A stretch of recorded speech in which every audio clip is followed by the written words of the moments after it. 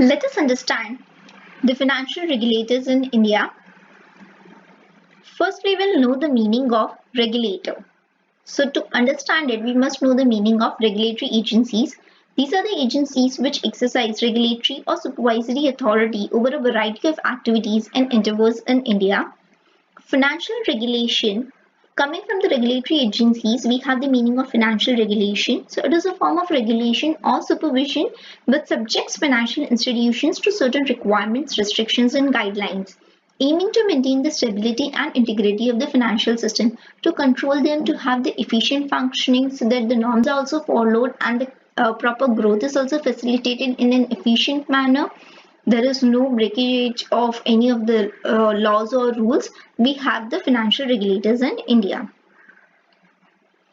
The regulators of the financial institution may be handled either by a government or non-government organization, which plays a statutory role in the financial market through credit extension and refinancing operation activities and cater to the long-term financing needs of the industrial sector.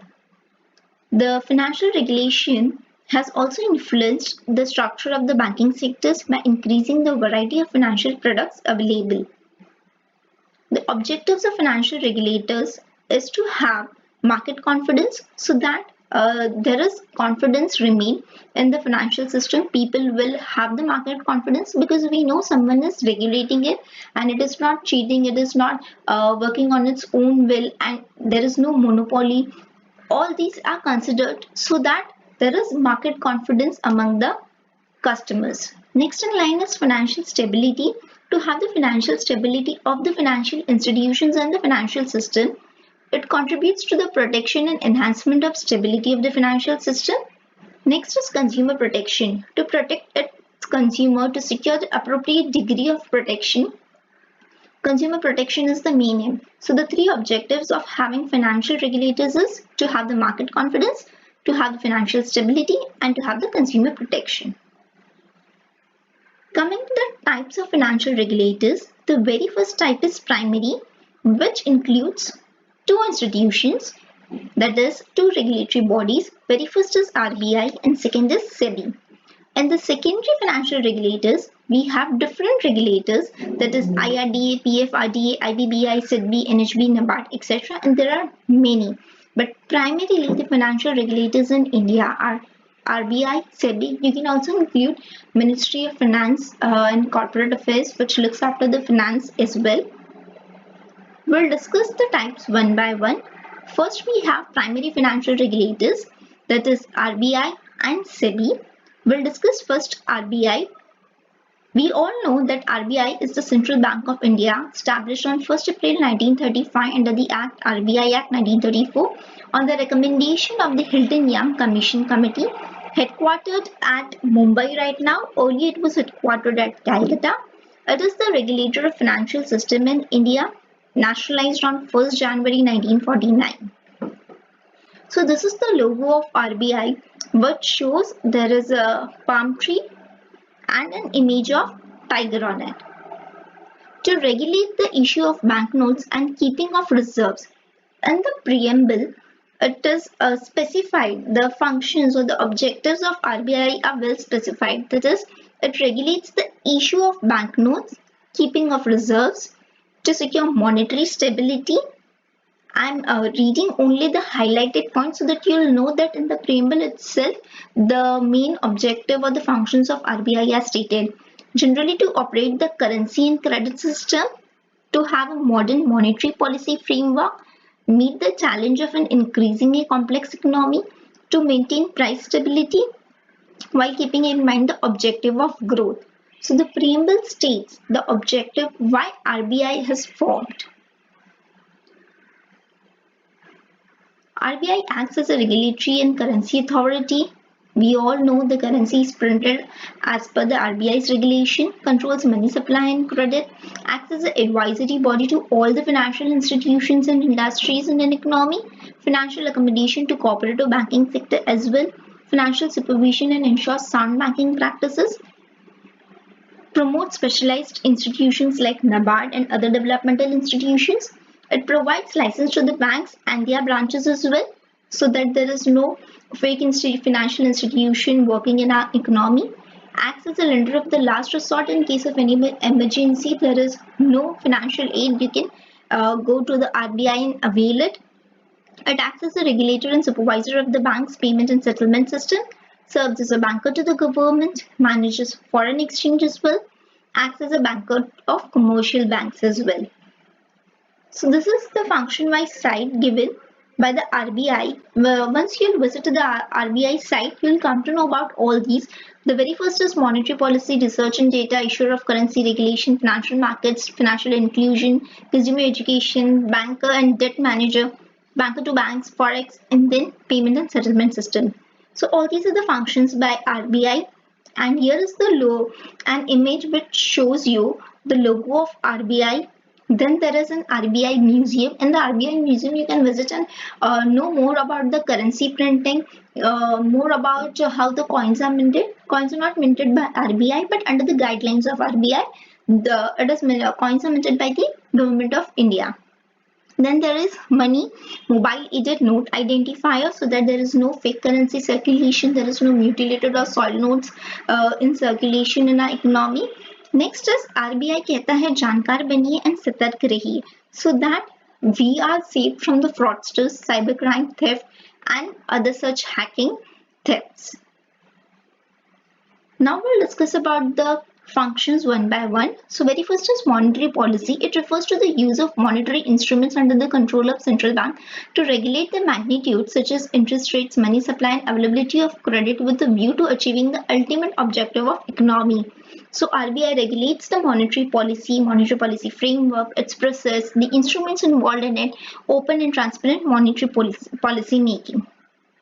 Research and data, so it is a rich tradition of generating sound policy-oriented economic research, data compilation and knowledge sharing. Because once you have good data available in your hand, authenticated, when you have the thorough knowledge of what is happening in the economy, then only you can educate the public, and then only you can develop or come up with the new initiatives required for the same. So it has the functions of internal research, data research and communication, database on Indian economy. Next is issuer of currency. RBI is the nation's sole note issuing authority and not the coins minting authority.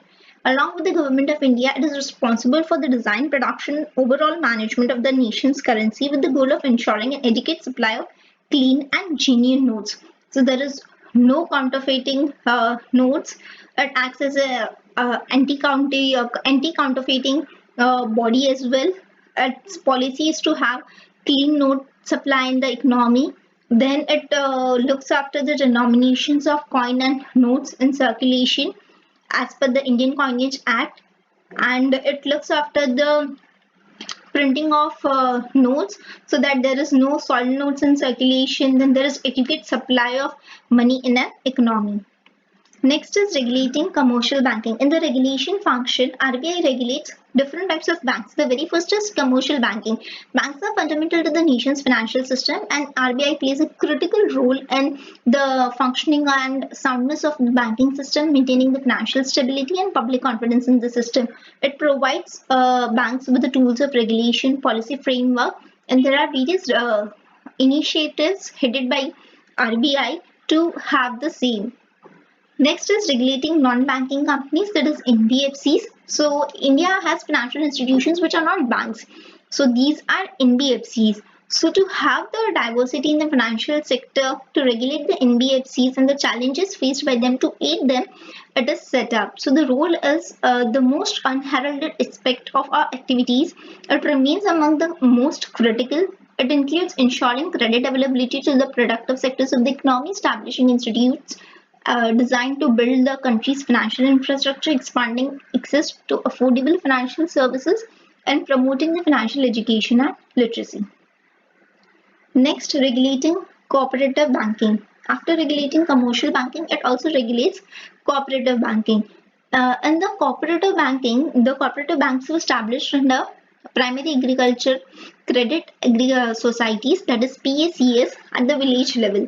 So the main aim was to aid those areas which are left unbanked. So here the role is that it ensures credit availability to the productive sectors of the economy by establishing institutions designed to build the country's financial infrastructure, expanding access to the affordable financial services, and promoting financial education and literacy in those remote areas. So, cooperative banking has become an important function of RBI.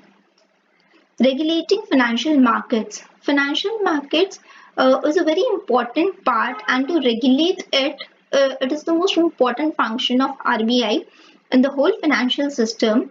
The RBI ensures that there is well functioning, liquid, and resilient financial markets, which help the monetary policy transaction as well as an allocation and absorption of risk entailed in India's financial growth. So it sets up broad regulatory framework and instruments for the same. There is implementation of OTC market reforms and many other reforms, which includes money markets, forex markets, derivatives, interest rates or prices, different short-term interest rates, as well as credit derivatives. Financial inclusion and development, the most important initiative of RBI to have it. Here, the role encapsulates the essence of renewed national focus of financial inclusion, promoting financial education and literacy, and making credit available to productive sectors. Now, if you see, the main aim of RBI is to make available credit to those productive sectors which need it, and the productive sectors are obviously those remote areas and those rural areas where the majority of the production and efficiency is available, so that the rural and MSME sector can grow well. Credit flow to priority sectors. Then there is credit flow to MSME, to the microfinance institutions through different institutional arrangements. Then they have a state level bankers committee, lead bank scheme, NFAs to facilitate the achievement of above objectives.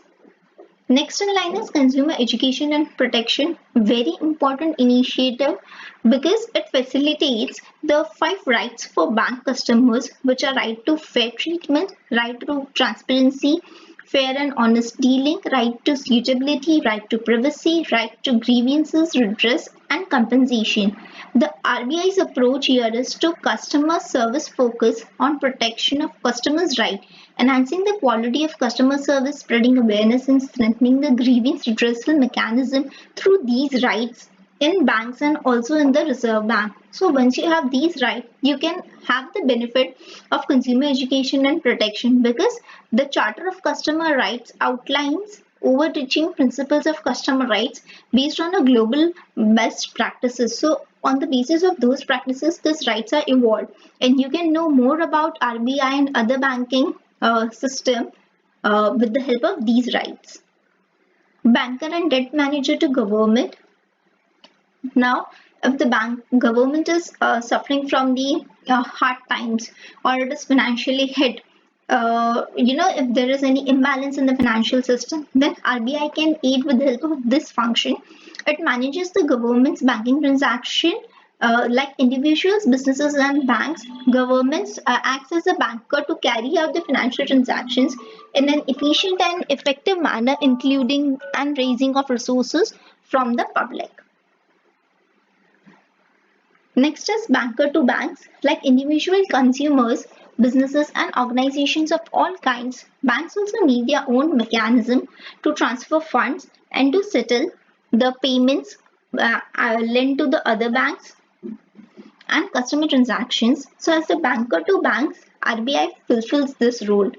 It also acts as a lender of the last resort in case of any emergency. You can approach to RBI.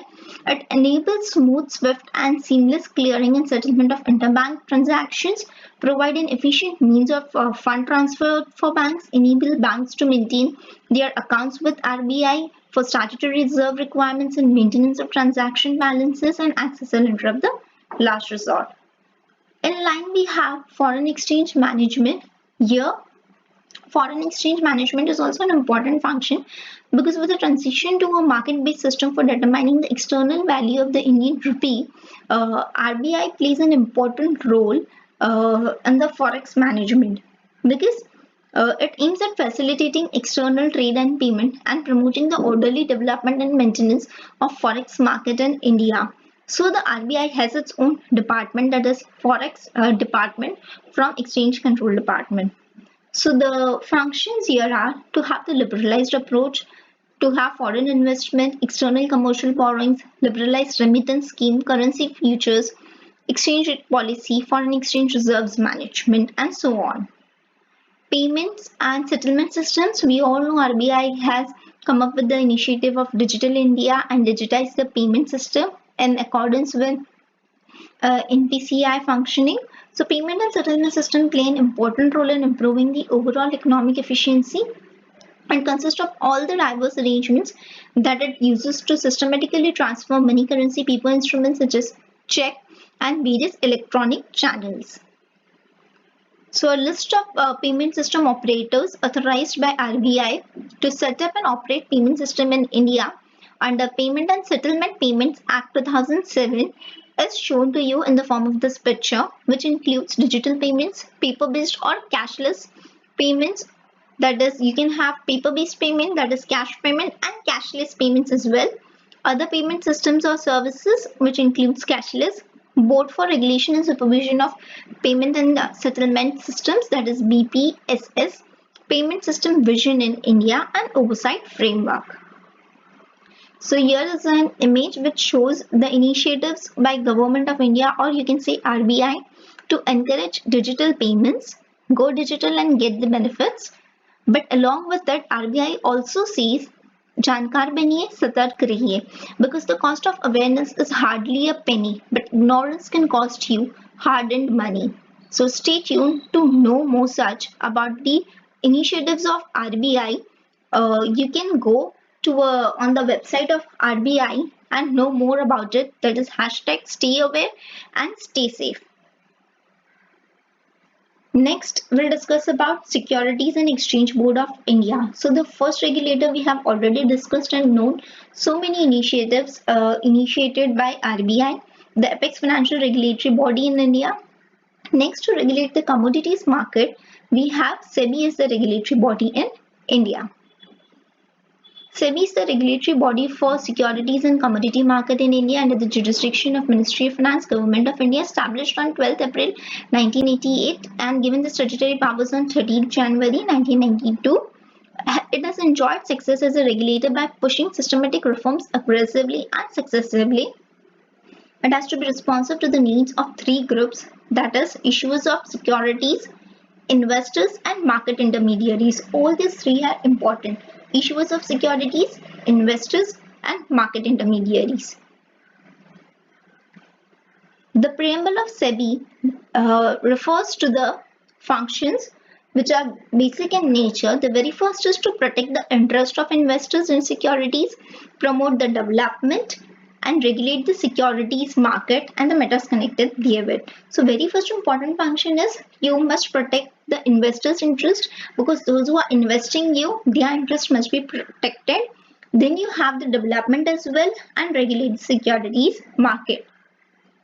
Now, SEBI has rolled itself into three bodies.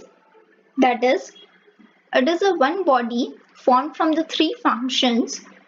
So very first is quasi-judicial, which means it has the power to give judgments on unethical and fraudulent activities. Next is quasi-executive, power to implement regulations and take legal action against violators. And the last one is quasi-legislative, that is framing the rules and regulations to protect the interest of the investors. It also functions in the different forms in which it drafts regulations in its legislative capacity, conducts investigation, enforcement action in its executive function, passing rulings and orders in its judicial capacity.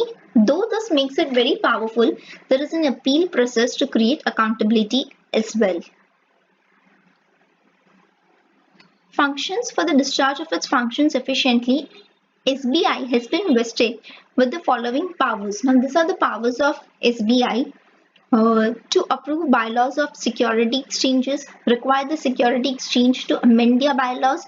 SEBI can ask the institutes to amend the bylaws, SEBI can institute the books of accounts, call for the periodical returns from recognized securities exchanges, inspects the books of accounts of financial intermediaries, compels certain companies to list their shares in one or more security exchanges, registration of brokers and sub-brokers.